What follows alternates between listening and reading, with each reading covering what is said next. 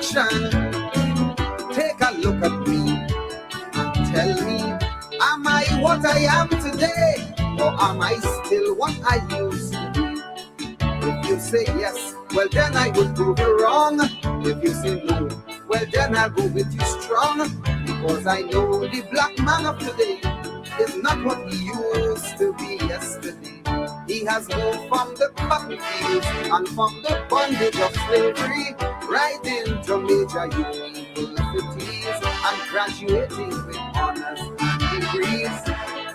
So many doctors and lawyers, presidents, prime ministers, who not so long owned their slaves and inventors. My friend, what else can I say?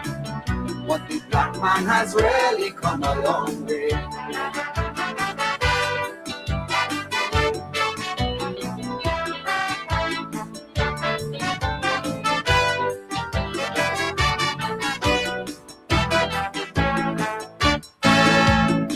Some still calls him stupid, ignorant and dumb, ignoring completely the conditions and where he came from.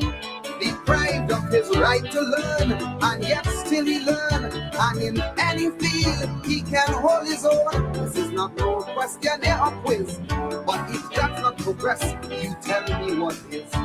Moving from the cotton fields and from the darkness of slavery right into major universities and graduating with honors and degrees. So many doctors and lawyers, presidents, prime ministers who not so long were mere slaves and inventors. My friend, what else must I say? But the black man has really come a long way.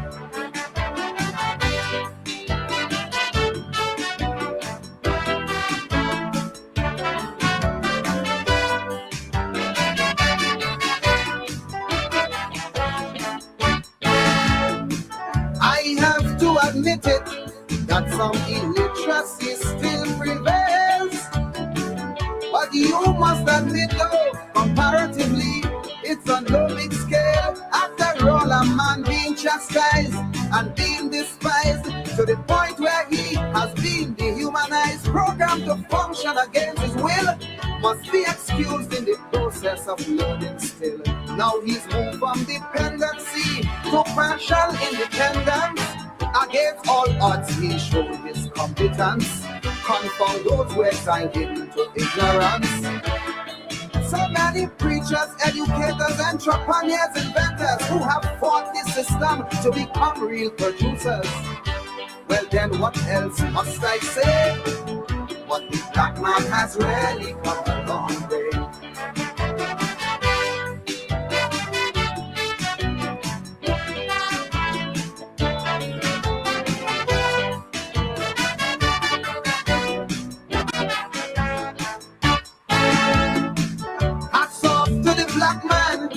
Now I know you have come real far, but that doesn't say no. Now you have to stay right where you are. Keep on moving up, I beg you don't stop. There is always room for you at the top. Teach your children the things that are right, cause the black man is yet to reach his real height. Though he's moved from the cotton fields and from the bondage of slavery right into major universities and graduating with honor and degrees. So many doctors and lawyers, presidents, prime ministers who not so long ago were mere slaves and inventors. My friend, what else can I say? But the black man has really come a long way. I'm asking you, look at him today. Black man has really come a long way. Teach our children as we go along the way. Black man has really come a long way. Show them the future, don't let them dwell on yesterday. Black man has really come a long way. I know for sure there is lots more along the way. Black man has really come a long way. I hope if you could hear, you should listen.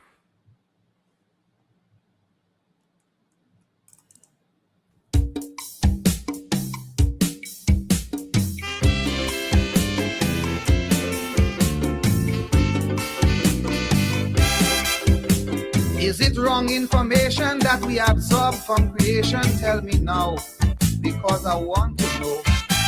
Or from the day God made man with this great omnipotence, say this wide world has to be just so. How all other races try their best to unite. Why the black man always in a fight? This foolishness been going on too long. This fragmentation is what keeping the black man down. Learn to know I am black, my brother, and you are black as me. So why can't we think of ourselves equally? Let us put our thoughts way up on the shelf. And to hell with those who hate us, let us love ourselves. I mean, it's time we stick together. We have to learn every black and black man is a brother.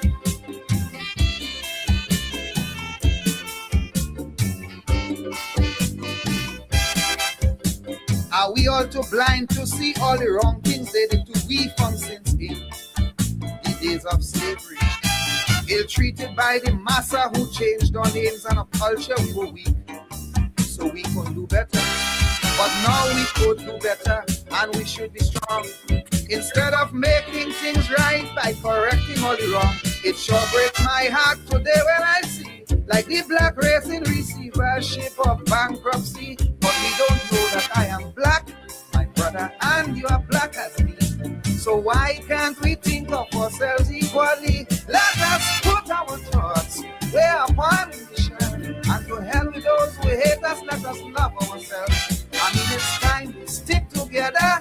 When would we learn every black and black man is a brother?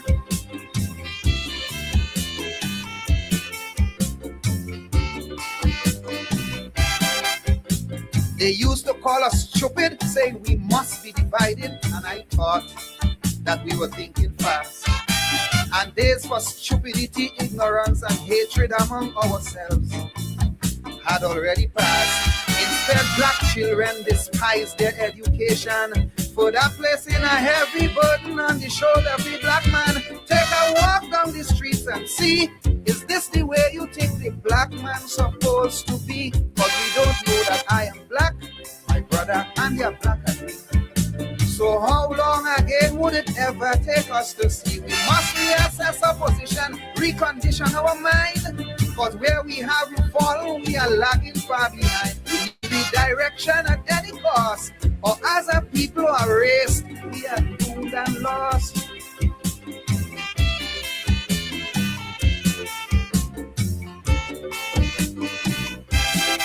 We celebrate emancipation, but why this grand celebration when we despise all that's black and great? There's no continuation of the greatness of the black man, yet we see the need to celebrate. We are in a stupor, a quagmire, nothing short of an abass. All we do is boast of greatness blacks have done in the past. Modern day black man, look wrong and see, we are emancipated from our great black legacy. But we don't know that I am black and you are black as me. So why can't we think of ourselves equally? Let us put our thoughts way up on the shelf. And to hell with those who exploit us, don't exploit ourselves. I mean, it's time we think where we are from.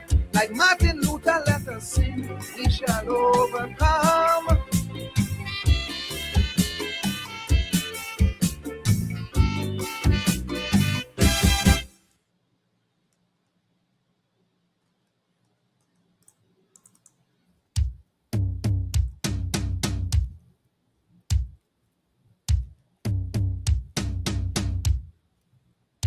Ominera la sikuye fubuk buawa ene ya dudu.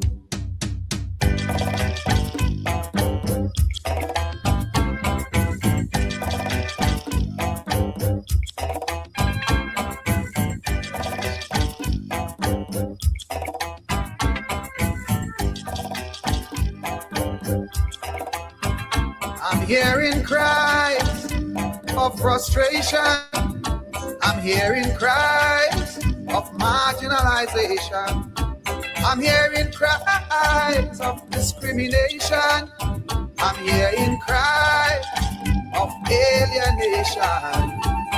You seen all that and more. all that and more. And you know it, I'm sure.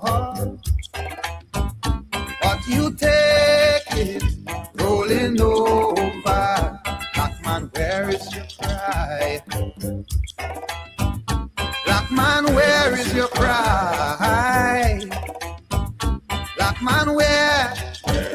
Black man, where? Black man, where is your cry?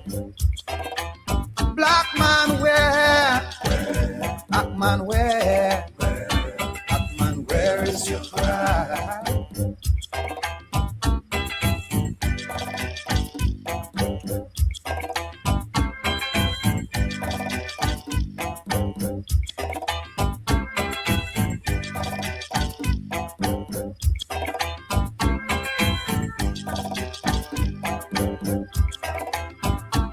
Systematic elimination seems to be our waiting flight. The complacency of the black man seems to make it all alright.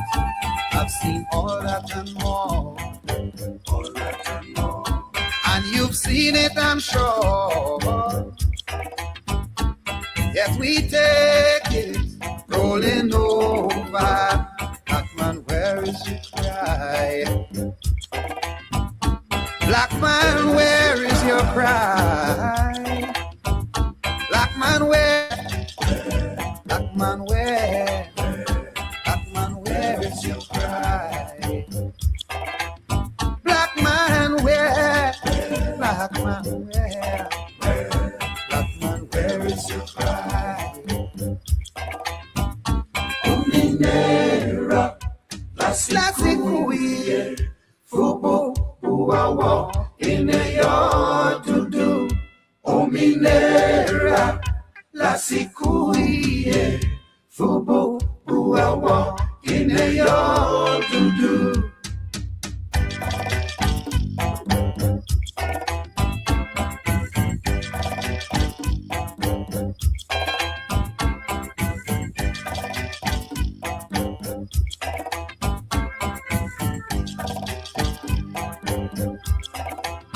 I see black children resent education, bringing the black race further down. I see my country as a ladder, and the black man on the lowest round. I've seen all that and more, All that and more. and you've seen it, I'm sure. Yet we take it, rolling over. Black man, where is your cry? Black man, where is your cry? Black man, where? Black man, where? Black man, where is your cry? Black man, where? Black man, where?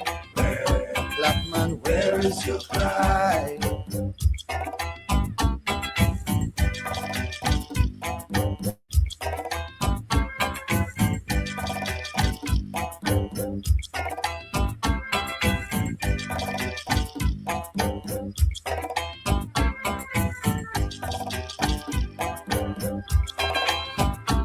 There's no practice of your culture.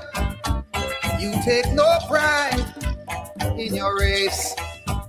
While there's a struggle for identity, you would not stand and take your place. I've seen all that and more, All that and more. and you've seen it, I'm sure. If we take rolling over, black man, where is your cry? Black man, where is your cry? Black man, where? Black man, where? Where is your cry? Black man, where? Black man. Black man, where is your cry. I've seen that and more.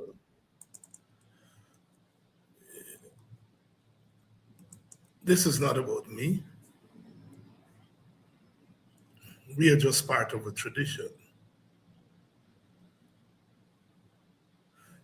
Winston Peters, the gypsy out of Trinidad and Tobago, giving us three pieces. One griot. Three pieces. Black man, where is your cry? Why don't you stand up for your identity? Stand up and take your place in a world that you have helped build. Black man, where is your cry? Take your stand. Before that, the black man has come a long way from the cotton fields and the cane fields to the present,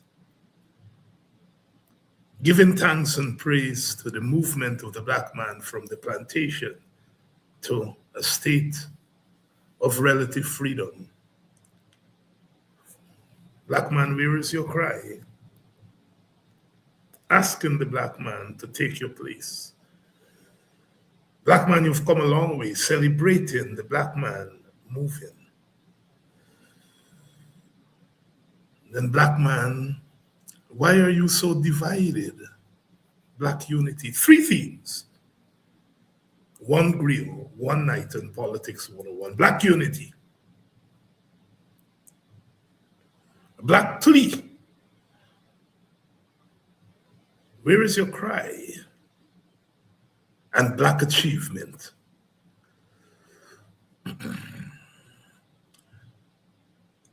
If you were to take one of those calypsos, black man, where is your cry? You will say, gypsy, just criticizing black man. But gypsy also celebrates the black man. He also talks about black unity.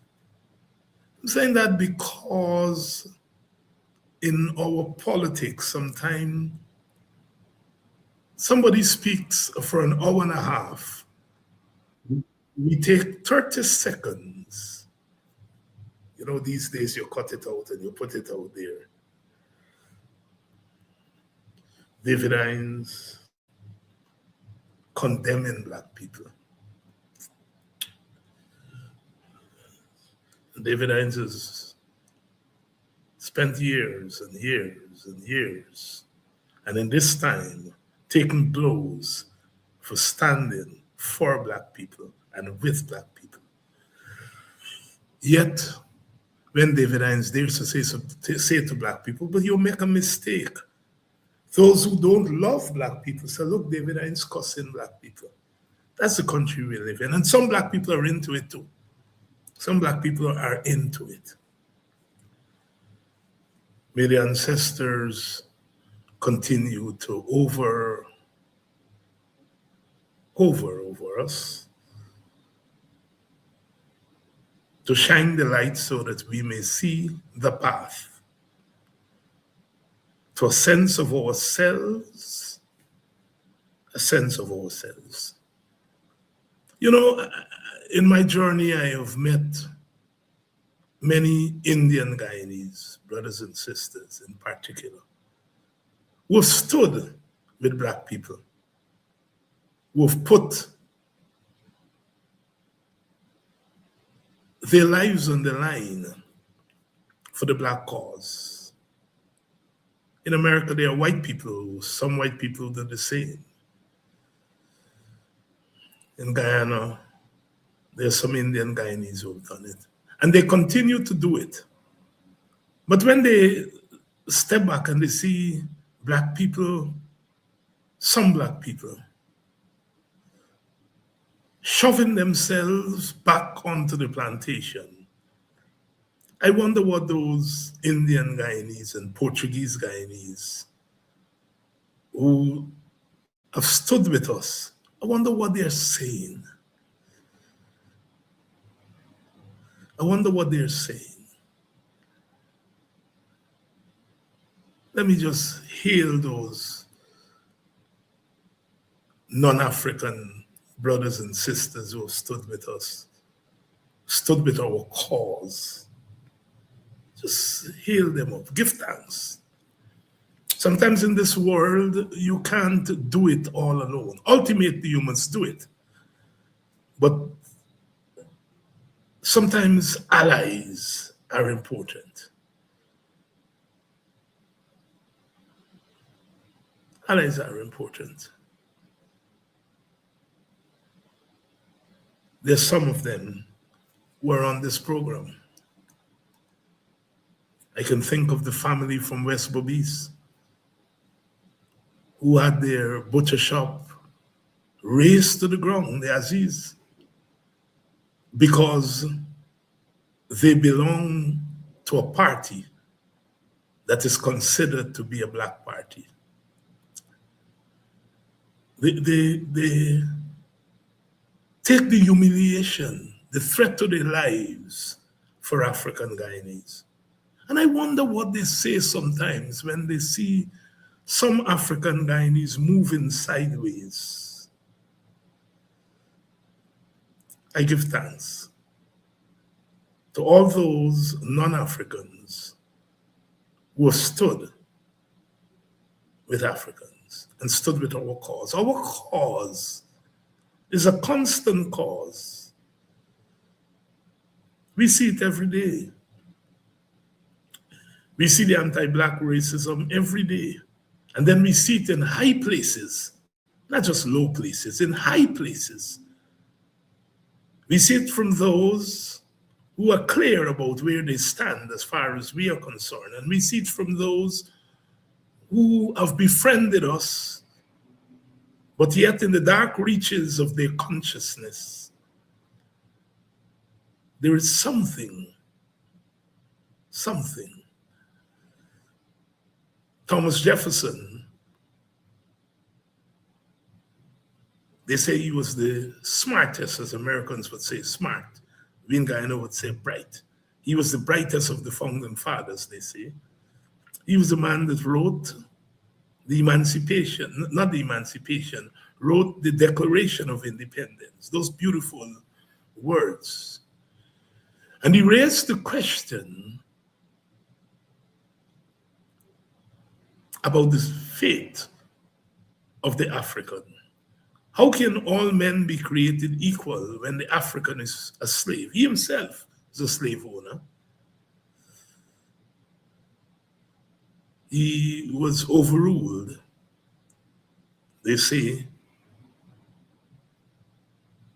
that if that question were to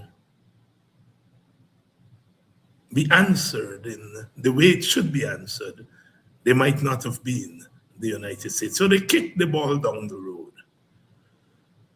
But Jefferson himself, 1781, Notes on the State of Virginia, small travel booklet. It wasn't a political booklet, but he was advertising Virginia.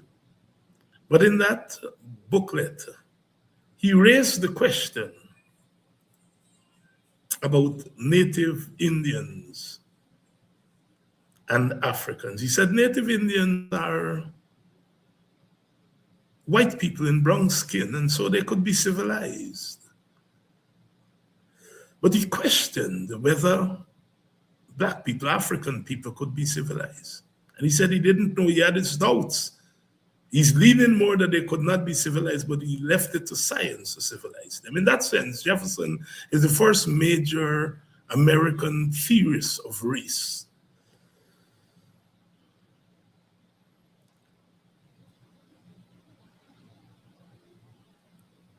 Anti-black racism has been constant since black people were enslaved.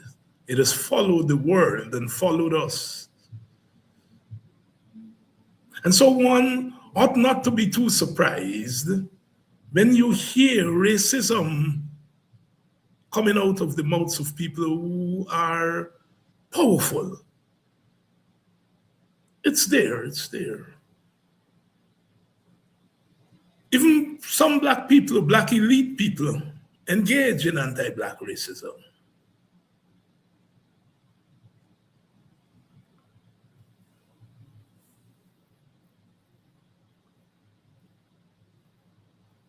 Jefferson himself, Sally Hemings was his favorite girlfriend. Wherever he went, he took her with him. She was black. He had children for him. But he owned slaves. His lover was African, but he enslaved African. He owned African. The contradictions, as they would say. And that is why sometimes I say race is not an individual construct. As individuals, we can love across race. We often do. We can have romance across race. We often do. But that does not mean that we are not capable of racism. We are, because racism is a collective construct. When the voice on that tape that is deemed to be Mr. Muhammad, he said, all you black men are the same. He's berating this man for being a bad man. And then he said, you're just like the rest of black people. So he moves from the individual black man and he categorizes and puts him in the larger group that is no good. So it's, you see, when he said in the individual, you're no good, all you want is money and you're this and you're that. And he can say, well, I was berating an individual, and he's correct. That's not racism. But then he locates that individual and the berating of the individual in the larger thing called black man. And that's the racism, is that you are identifying the individual with a larger group that you have a negative view of. That's the racism, brothers and sisters. That's the racism. And because people are political supporters of the person alleged, I see some black people are dancing. They're not doing an African dance, but they're dancing around. They're finding all things. They're saying it's AI. They're saying it's AB. They're saying, you know. And so we are in this funny place where, because I support you politically, I am permitting you to berate me. I am permitting you to be racist towards me because I support you or vote for you. That is the situation that some of our African brothers and sisters have found themselves on this issue. Where you're making a choice between, you're forced to make a choice between political allegiance and the dignity, your dignity as a person that is black. You trade your racial dignity for political support. It's a bad place, very bad place. And that's the point I'm trying to drive home, that the African is in a bad place. Some Africans, but ultimately it reflects the larger group.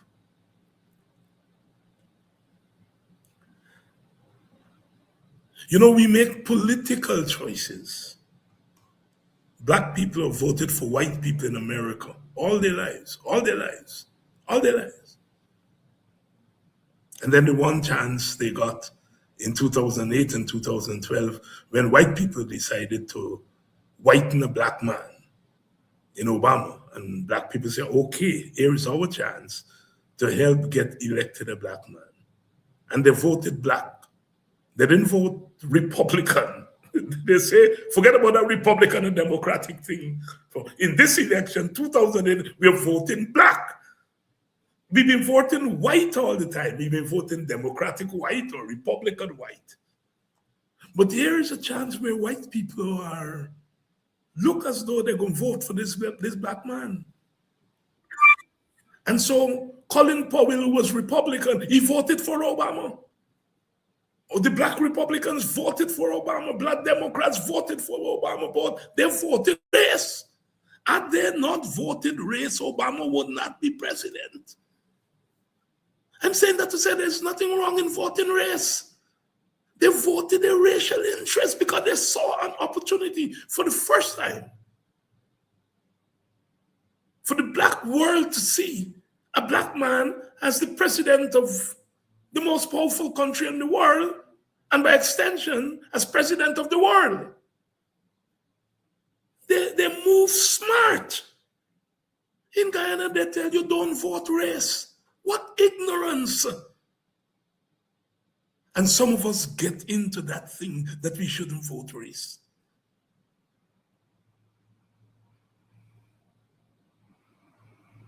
What white people did was to take Obama and whiten him. Biden said, I'm going for Obama because he doesn't speak Ebonics.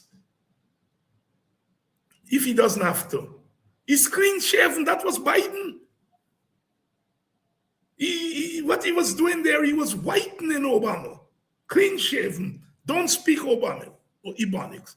Obama made him his vice president, vice presidential candidate. Move smart. As white people were blackening Obama to make him palatable to them, as white people were doing that, black people said, aha, here is our opportunity. Hillary Clinton, we were voting for you based on pragmatism. But sorry, we're going to leave you and vote no vote race. And that's how Obama became president of America and the world, because black people voted race. If you took away the black vote, Obama would not be president.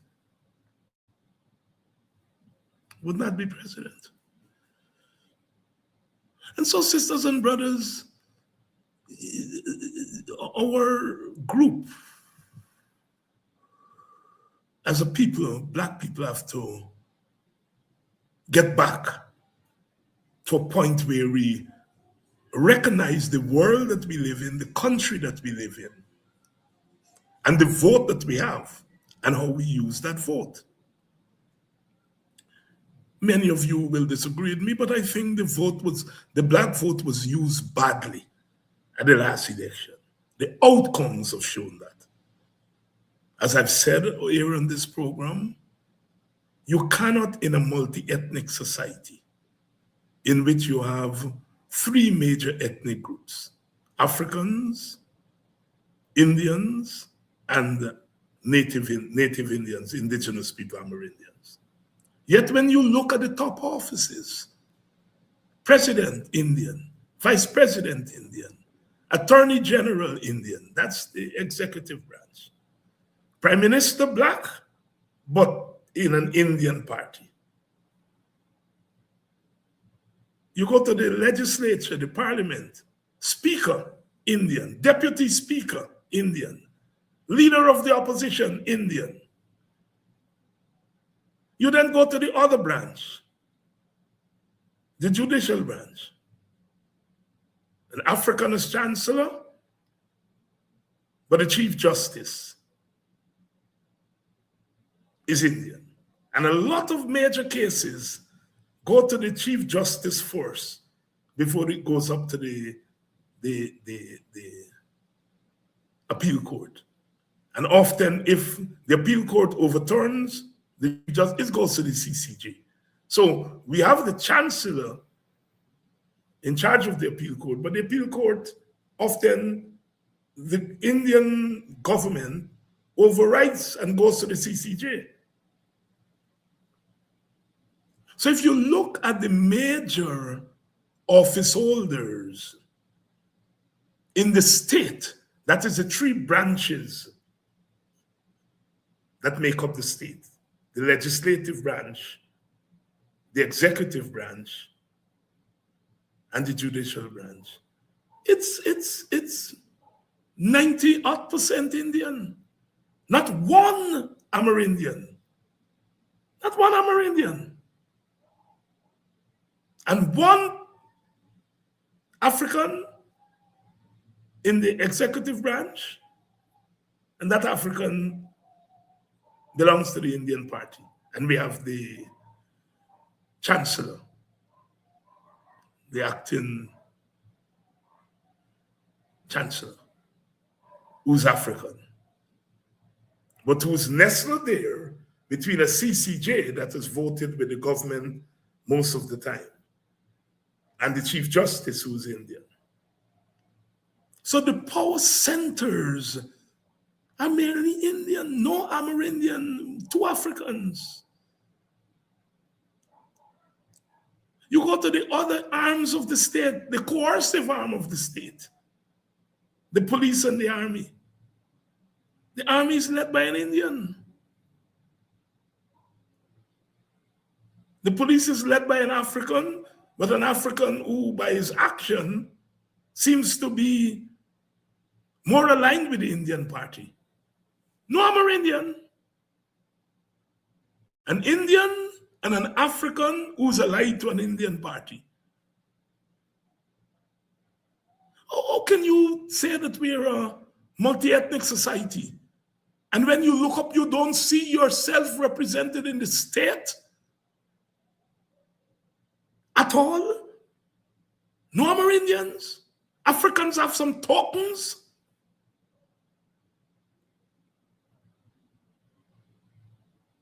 And yet we move as if we live in a normal society.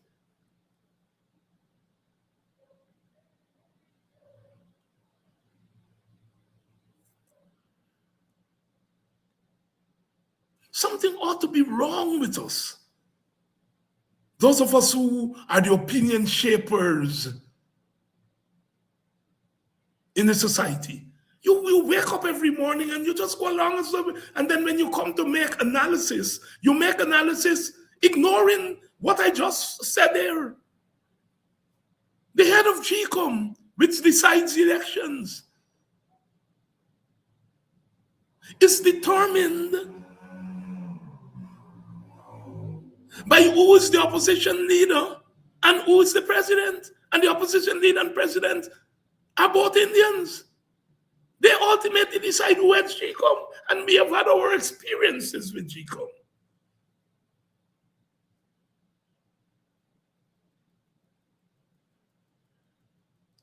That's not a normal society. And the fact that people go around the place and behave as though it's a normal society is what bothers me. We are a dysfunctional society. We have a dysfunctional government system. We have a dysfunctional state system. It is dysfunctional not because it is undemocratic only. Yes, the state is undemocratic. The government acts undemocratic, but it is racially undemocratic. And we talk about democracy as though democracy is out there in the sky. We do not link democracy to gender. We do not link democracy to race and ethnicity. We talk about democracy as though it's something outside of race and ethnicity, outside of gender, outside of class.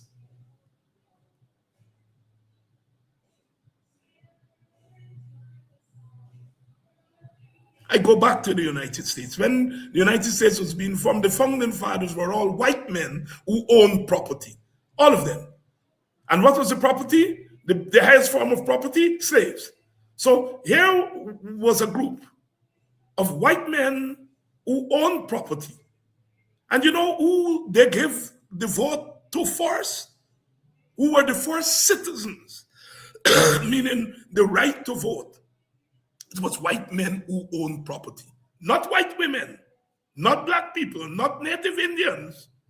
It was white men who owned property. Well, if the people who are writing the Constitution are white men who own property, of course they're going to empower themselves. It's part of human nature. Unless you create institutions to hold in check human nature. Human nature means that people are likely to be selfish. And we look at a country in which the state, the power centers are 90% African, and we behave as though we can have democracy in a society like that.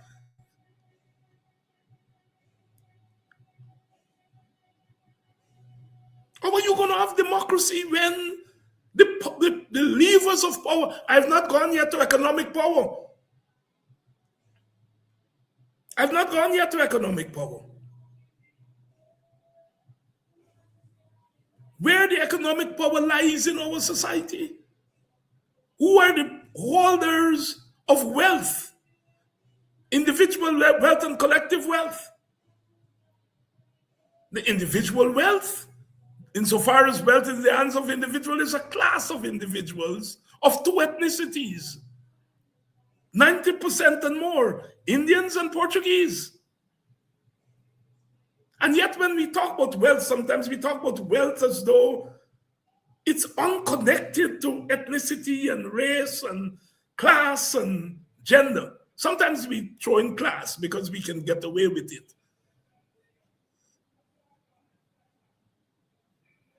So when it's economic power, political power,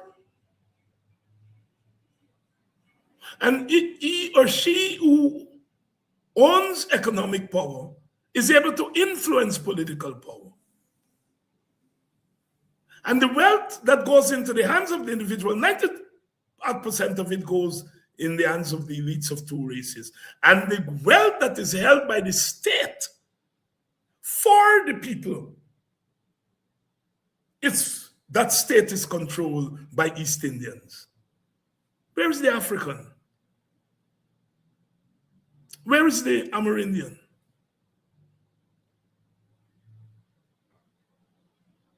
Cannot be a democratic society. I hear we talk about democracy all the time. And I sometimes wonder, what are we talking about?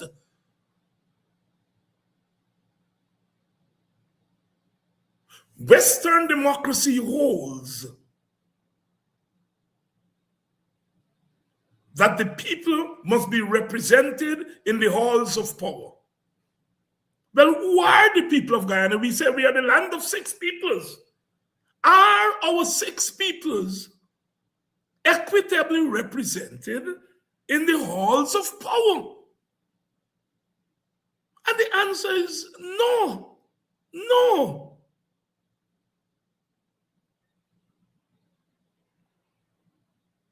Power is exercised by those who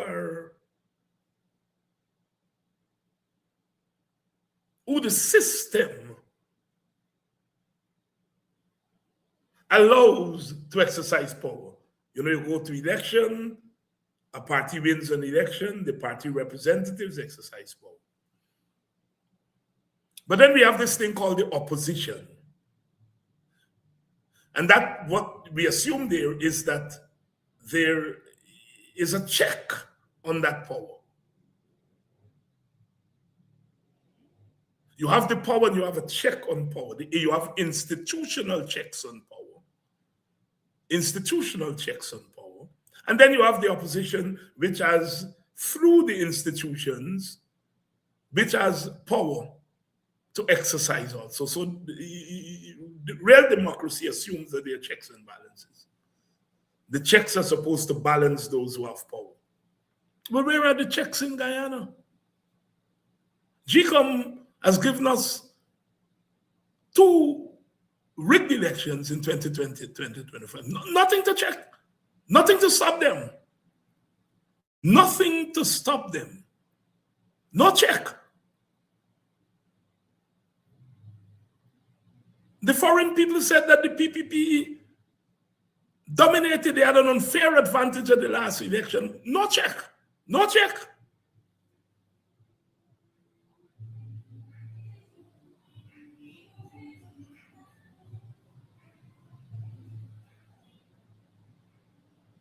Parliament is divided between among representatives of four parties. Yet one party determines when Parliament meets, when the opposition leader is elected, determines everything. The system allows that.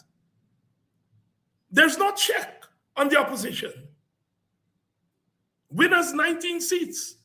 And it's hollering, we want our leader to be elected as the leader of the opposition. And the government sits there and does nothing. Well, we see now the foreigners have said, well, you got to do it. And I'm sure they're going to do it now that the foreigners have said that. But there's nothing in our system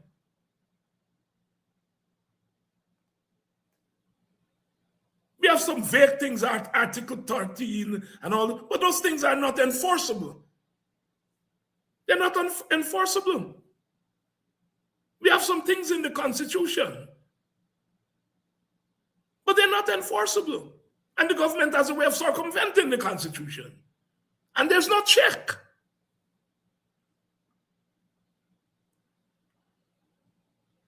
Government can decide when to give the so-called cash grants. Laughing at people. People are depending on the thing for Christmas. Tell them, behave by yourself. You all might get it. They behave, then they get it. What we have is a dysfunctional political system masquerading as a democracy. And some of us, make our analysis based on this thing that there is something here in Guyana called democracy. So we must act democratically against a government and a state that are undemocratic. That's what we are asked to do.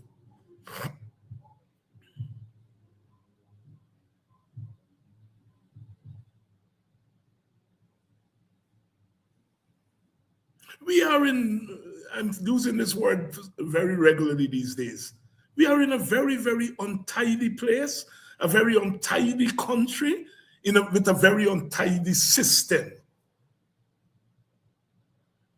And we take it rolling over, according to Gypsy.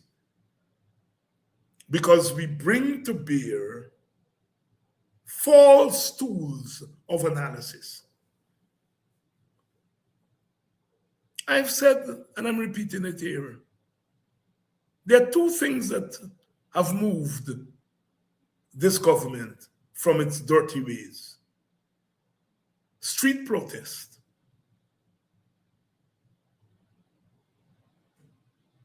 And not street protest where you march up and down the place and sing hallelujah, hallelujah. Street protests that threaten the very basis of their government. It's either that has moved them or the external forces that have moved them. The Americans have threatened this government. They call them up to Washington. They come back in. They thumb their nose at the Americans.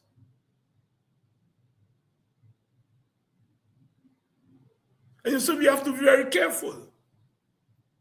We can't want to say the Americans are wrong to go and intervene in Venezuela. And then we want the Americans here now to remove our government. But that's where the logic of our politics have taken us. Because we do not have agency as Guyanese. People can say at a theoretical level there is agency. And, we are individuals and we have agency and so on. Formally, we have abandoned that agency and we have abandoned the streets. And so now we have to look to the Americans to remove the government for us, to tell the government what to do. It's an untidy place where we are forced to give up our sovereignty. If America were to come in and remove the PPP government tomorrow, half of the population would be on the streets jumping for joy.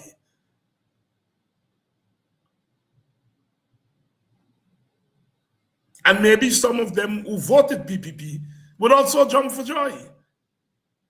That is the place that we are in. It's an untidy place where our people have lost their sense. They have abandoned their sense of agency. They feel that they really don't have agency. And they're looking to external forces. And then our government, which itself was installed by external forces, CARICOM, OAS, EU, the Americans, the Europeans, Canadians. The government himself is at the behest of those External forces.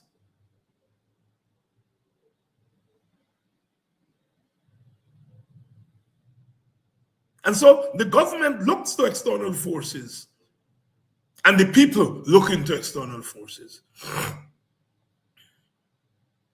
That's where we are, and we are forced to talk about our independence. What independence? What independence? The irony is that if we use the one tool that we have at our disposal, which is to take to the streets and force the government, pressure the government, the very external forces are going to step in and say, we're not in favor of that. So we are in a tangle. We're in a tangle. And Guyanese, if we don't see that, we're in real trouble. We're in real trouble. I noticed the census is out. And what is showing is that in 12 years, 2012 to 2025, so that's 13 years, our population has grown by 200 and something thousand. I've not had a chance to study the figures. I've looked at them. I'm not a statistician and not a population person, so I don't want to put my mouth in something that I am not an expert on. But what I do know is that it takes some explanation to tell Guyanese people that given the outward migration, the trend of outward migration over the decades, how in 13 years, the population has grown by 200%, 200,000 people. That will take some explaining. I looked at the figures to see how many non-Guyanese, and I think 90% of those captured in the census, they say, are Guyanese born in Guyana. So therefore, the census doesn't seem to be saying that it doesn't seem to capture the large number of immigrants from Latin America and other places that we are seeing on the streets. Because the census is saying that over 90% of those captured in the census are Guyanese who are born of Guyana or born of Guyanese parents. Now, we've been hearing that a lot of the Venezuelans who are coming back are really Guyanese who left and went to Venezuela. They had children there and the children are coming back. Could it be that the 200,000 people are captured there? I don't know. But I'm saying a lot of explanation has to be done to tell me where that 200,000 come from, and to tell our country where the 200,000 come from. It seems that Region 3, according to the census, has the largest rise in population size. Region 3. Why Region 3? And who are these people in Region 3 that explains Region 3 as the fastest growing region in the country? Who are these people? We know that Region 3, East Indians there represent the highest population group. As the East Indian population in Region 3 grown, are there immigrants from other countries that who are settled in Region 3? Where this rise in population in Region 3 comes from? Who are these people? What is their ethnicity? We've got to answer that. Region 6, they say, has the slowest growth, and that could be seen by the naked eye. Could be seen by the naked eye. The PPP, I think, couldn't get away from that. But it's interesting that Region 6 has the lowest growth, that's a PPP stronghold, and Region 3 has the highest growth, a PPP stronghold.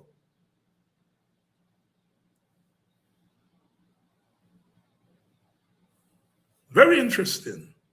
Very, very interesting. And Region 4 and Region 10,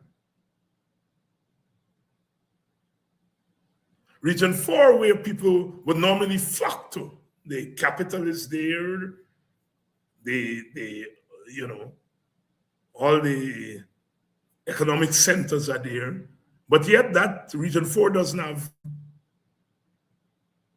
the highest percentage growth. In numeric raw numbers, it may have more growth than other regions, but percentage-wise, it doesn't. Region 10 does not even feature.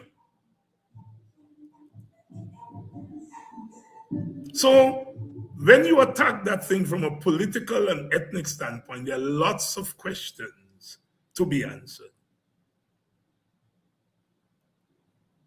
I took an interest in the household because, you know, our party, the Working People's Alliance, are very clear that this cash transfer should go to household, and I notice households have increased. The size of the household has decreased. So I think it's now 3.2 person per household, as opposed to, I think, 3.9.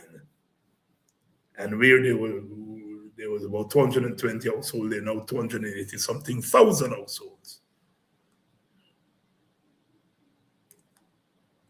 So there is a lot there, and I don't want to fire off without hearing the people who are the economists and the statisticians who are going to come through. But with my naked eye, I am saying, I'm looking at it as a political scientist. Where there is a decrease and where the increase is, and which party dominates those regions. That's very interesting. I think the government, the question has to be asked, why delay the census until after the election? And very interesting, you give us two figures. You give us the figures to 2022, and then you give us the figures to 2025. Well, if you had the 2022 figures, why you didn't release it all the time? You know, you can't tell me something is not up there. Something is up. Because you have 2022 numbers, and you're releasing them at the same time as you're releasing 2025 numbers. Something is not right. Something is not right. The question for the government people is this. We know that there is a bloated list, electoral list. Have the numbers in the census been manipulated to justify the bloated list, sorry? That is a question I want to be answered. My suspicion is that it is. If I were to think, I would advance that as my hypothesis. That the rise in the population size, unexpectedly, I should say, that rise has to do with a justification of the bloated list. That would be my starting point. We will have to look at the death rate, infant mortality rate, outward migration rate, all of those things to tell us how we have jumped for the first time in a long, long time.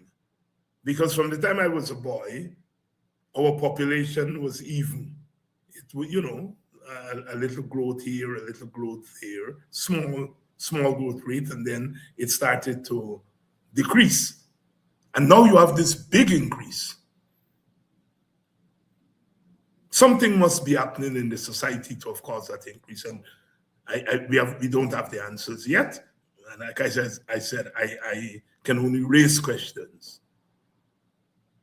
The Bureau of Statistics, but more than the Bureau of Statistics, the political people, the economists and so on, will have to come through those numbers and tell us what those numbers mean. What the Bureau of Statistics would give us is the numbers. They will give us the numbers, but then the population experts, the economists, the political scientists, they will have to tell us what the numbers tell us politically, economically, etc. So that's where things are with that. I shall be, as we all shall be, waiting to see what's behind those numbers. But I am not satisfied that those numbers are, I'm not satisfied that those numbers are necessarily clean. I will leave it there. I will leave it there. I think some manipulation took place during the period of the delay. And like I said, what jumped out at me immediately is that we did not just get the figures up to 2022, we also got the figures up to 2025. That's unusual. That's unusual. We shall wait and see what is going to come of those numbers. Well, we are at this juncture where we're going to wait to see when the government will acquiesce to the demands of the external forces vis-a-vis the election of the opposition leader. And we shall see where that goes. I notice the president has accepted the explanation from the beleaguered minister, Minister Rodriguez.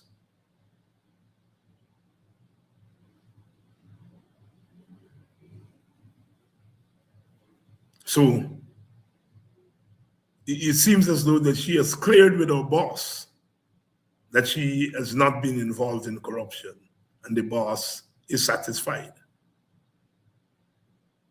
Well, you know, if the boss has the last say on whether a minister charged with corruption is indeed corrupt, I wonder when the boss is charged of corruption or charged with corruption or accused of corruption, I wonder who will clear him. If he is the ultimate, he has the last say on whether a minister is engaged in corruption, which he should not. I think we should have an independent investigation. If the minister is not guilty, then the minister is not guilty. But it reached a point where the minister was forced to publicly come out and defend herself. It seems they must have had a discussion in the party and the government. So it has reached high places. And if it could reach high places, then it is only fair that there be some independent investigation. The government has foregone that. No independent investigation. The president is satisfied that the minister is clean. Again, do we call that democracy? I mean, really, do we think that this government, not many governments will do it, but this government wouldn't do it? Do we really think this government would put one of his ministers out to pasture? I doubt it. I doubt it. No, I don't know that the minister is corrupt. Mr. Mohammed has made the charge. I have said on this program and other places that Mr. Mohammed should know for obvious reasons. And so I put a lot of store on what Mr. Mohammed has put out there. Because like I said, he knows where dead bodies are. So when he speaks on this issue, the rest of us should listen. And like I said, the charges that he has made has forced the minister to defend ourselves publicly. And then now force our government and our leader to come out behind her. I would want to see an independent investigation of the minister. And if the minister is square, she's squared. People must have a right to defend themselves. But in the absence of an independent investigation, we have to depend on the Lord. Lord Ali. He said he's satisfied that she's cleared. I can't accept that. I'm not challenging Ali's integrity. All I'm saying is that you are the head of this government. This lady is part of your government. And if she's charged of that level of corruption, if she's cleared, then your government is cleared. Allow an independent investigation so that she could clear her name. The fact that you have not done that leaves more questions than answers.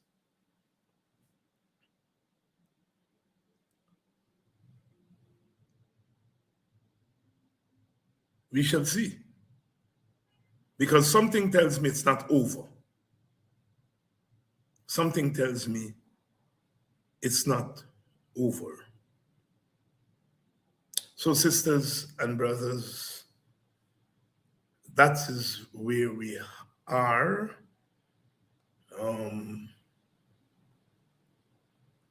We are nowhere closer tonight to answers to real serious questions. I started out by making the point that we do not have a democracy. And it's not a case about a functioning or a non-functioning democracy. Because you either have a democracy or you don't have a democracy. And if you have a non-functioning democracy, then it's not a democracy. We have a dysfunctional state and political system. And that leads to an economy that cannot stand the scrutiny of equitability.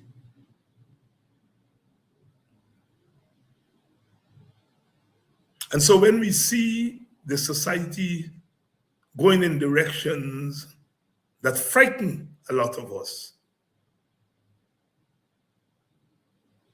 we are correct in thinking that we are not headed to a good place.